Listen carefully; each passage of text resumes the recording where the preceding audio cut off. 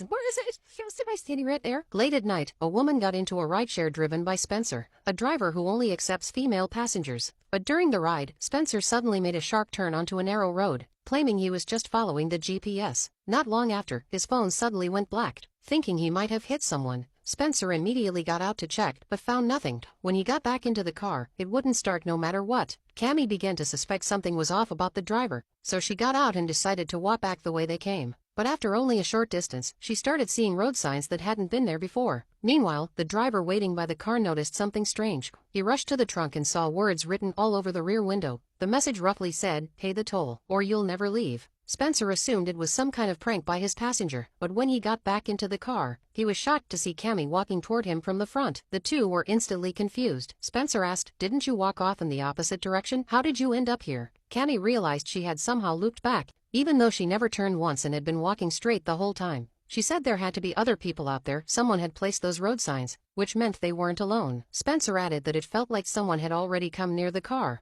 As they spoke, a woman's laughter echoed from behind them. Panicked, both of them quickly got back into the car, just as Cammy wiped the fog off the window.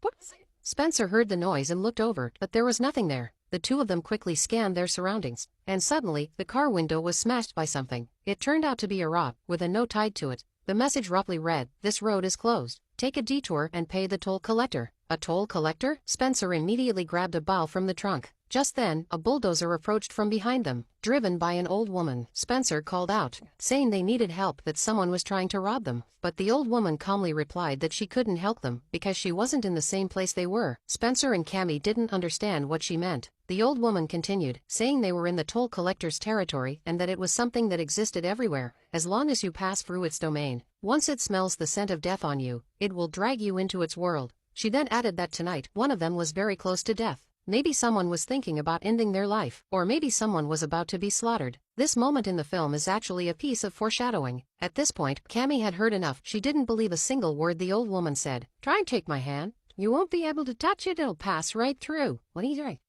Come on, try. Don't listen. "I can call 911, but it won't do no good. They'll just show up to an empty road. I can only see it because I've been touched by the bull."